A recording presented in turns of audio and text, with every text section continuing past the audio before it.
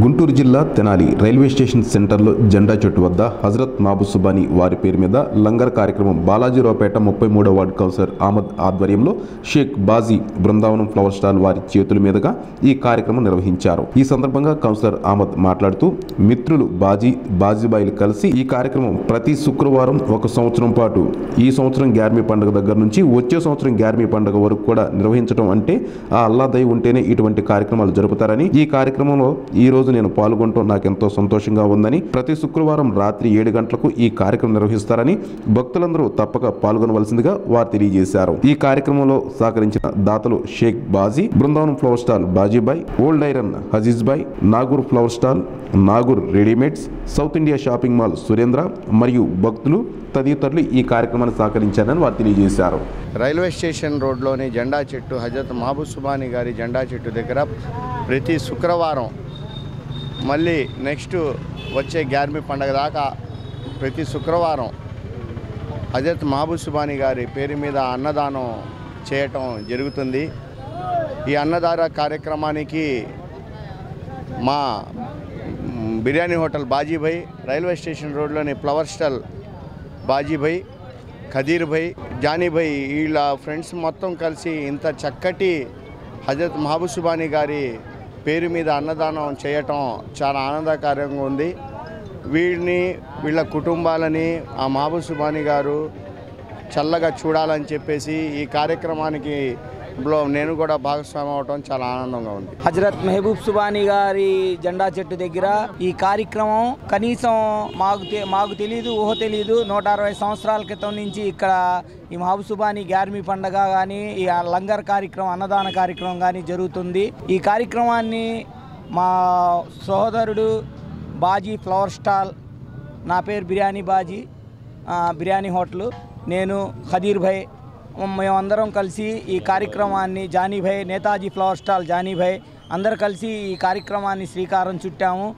మా ఈ కార్యక్రమాన్ని మా సోదరులు 33వ వార్డు కౌన్సిలర్ షేక్ మొఘల్ అహ్మద్ గారు మరియు వాళ్ళ ఫ్రెండ్ సర్కిల్ కానీ వాళ్ళ బ్రదర్స్ అందరూ మాకు ఈ కార్యక్రమాన్ని మేము చేయడానికి మాకు సహకరిస్తూ మా వెనకమాలుండి అన్నదన్నులు అందిస్తూ మా సోదరుడు షేక్ మొఘల్ అహ్మద్ గారికి కృతజ్ఞతలు తెలియజేస్తున్నాను.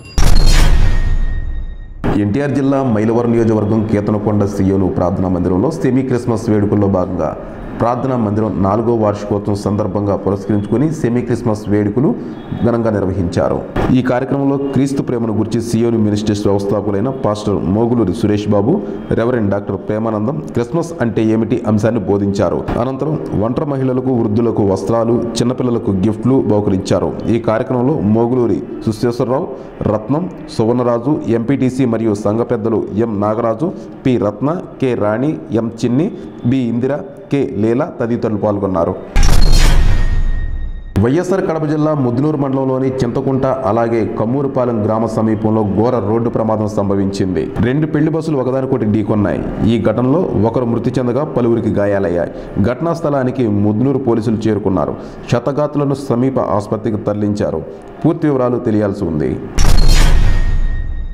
గుంటూరు జిల్లా చేబ్రోలు మండలం సంగంజార్లమూడి గ్రామంలో మాజీ ముఖ్యమంత్రి నారా చంద్రబాబు నాయుడు ఇటీవల విడుదల చేసిన ఎన్నికల మేనిఫెస్టో సూపర్ 6 పథకాల గురించి సంగంజార్లమూడి గ్రామంలో కార్యక్రమం నిర్వహించారు. ఈ కార్యక్రమంలో తెలుగుదేశం పార్టీ నాయకులు, కార్యకర్తలు, అభిమానులు పెద్ద సంఖ్యలో పాల్గొని సూపర్ 6 పథకాల గురించి ఇంటింటికి తిరుగుతూ వివరించారు.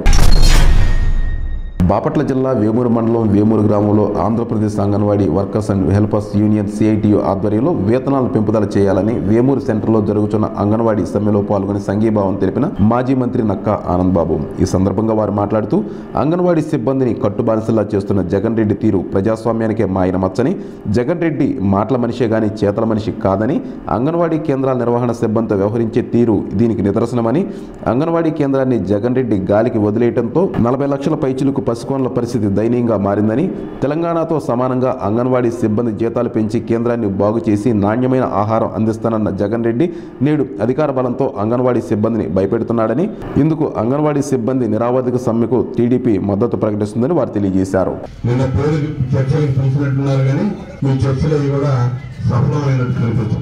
ఈ ప్రభుత్వం ఈ 4 సంవత్సరాల 7 నెలల కాలంలో ఏం చేసినా ఇదే విధంగా ఉంది.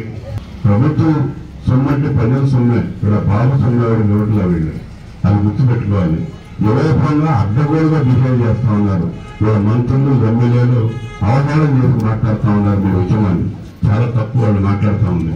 మీరు మహిళలు ఇంతమంది రోడ్ల మీద వచ్చి ఉద్యమం చేస్తా ఉంటే ఒకరు ఒళ్ళు బలి చేస్తున్నారని చెప్పి మాట్లాడారు మనోడు ఎమ్మెల్యే. మీరు మంత్రులు లెక్కలేనితనంగా మాట్లాడుతూ ఉన్నారు. మీరు ఇద్దరు మంత్రులు ముందు చర్చలు జరిపినట్టు తెలిసారు కానీ ఏ నిర్ణయం తీసుకోవాలి. అదేమంటే ఈరోజు అంగన్వాడీ భవనాలు తాళాలు కాబట్టి హ్యాండ్ ఓవర్ చేసుకుంటా ఉన్నారు. ఒక రౌడీ గ్యాంగ్, ఒక గంగపాలెం గ్యాంగ్ తయారయ్యారు వీళ్ళు. గుంటూరు జిల్లా తెనాలి ఐతానగర్ బెరాకా చర్చికి సంబంధించి ఇరు వర్గాలు ఫేక్ సొసైటీ ట్రస్టుల మధ్య విభేదాలు తలెత్తాయి. ఈ క్రమంలో ట్రస్ట్ బోర్డు మెంబర్స్ మాట్లాడుతూ ఈ బెరాకా ప్రేయర్ చర్చి హౌస్ 1956లో స్థాపించడం జరిగిందని, క్రమక్రమంగా 1978లో మందిర నిర్మాణం జరిగిందని, అయితే 1971లో బెరాకా చర్చికి ఒక సొసైటీని స్థాపించడం జరిగిందని, 1980లో సొసైటీని ఎవైట్ చేయడం జరిగిందని, 2004 నుంచి సొసైటీగా కాకుండా ట్రస్ట్గా ఏర్పాటు చేయడం జరిగిందని, అయితే కొందరు ఒక ఫేక్ సొసైటీని కల్పించుకొని తెనాలి జిల్లా కోర్టులో దాఖలు చేయడం జరిగిందని, కానీ జిల్లా కోర్టు హైకోర్టు వారు బెరాకా చర్చికి సంబంధించి సొసైటీ లేదని తేల్చి చెప్పినా కొందరు మాపై విరుచుకుపడి దుర్భాషలాడుతూ మా మీద దౌర్జన్యానికి దిగుతూ ఉన్నారని, కానీ ఈ ట్రస్ట్కి వారికి ఏ విధమైన సంబంధం లేదని వారు తెలియజేశారు. బెరాకా ప్రేయర్ హౌస్ మెంబర్స్ ఈ Emmanuel authorised person trust D Moshe elder K Parishuddharao K Prashanth K Beracah prayer house Aithanagar Tenali. నేను ఈ బెరాకా ప్రేయర్ హౌస్కి indigenous churches in India trust తరఫున ఆథరైజ్డ్ పర్సన్గా ఉన్నాను. ఈ బెరాకా ప్రేయర్ హౌస్ 1956లో మరి ఇక్కడ స్టార్ట్ చేయడం జరిగింది. ఆ తర్వాత దైవజనుడు భక్సింగ్ గారు దేవసహాయం గారి పేరు మీద ఈ యొక్క మరి స్థలాన్ని కొనటం జరిగింది. ఆ తర్వాత రేకుల షెడ్డు, తర్వాత 77లో పడిపోవడం ద్వారా 78లో ఈ మందిర నిర్మాణం జరిగింది. అయితే 71లో 1971లో దైవజనుడు భక్సింగ్ గారు సొసైటీ అనేది ఒకటి స్టార్ట్ చేశారు.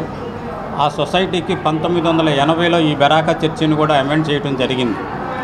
ఆయన 2000 సంవత్సరంలో చనిపోయిన తర్వాత 2004 సంవత్సరంలో అప్పుడు ఉన్నటువంటి నాయకులు సొసైటీ కాకుండా ట్రస్ట్గా దీన్ని ఫామ్ చేయడం జరిగింది. ఆ క్రమంలో 2004 నుంచి కూడా ఇది ట్రస్ట్ కిందే పనిచేయటం జరుగుతూ ఉంది. అయితే 2015లో సొసైటీలో కొంతమంది సొసైటీ ఉందని కొంతమంది ఫేక్ బాడీ ఒకటి సృష్టించుకొని తెనాలిలో కూడా కోర్టులో వేయటం జరిగింది.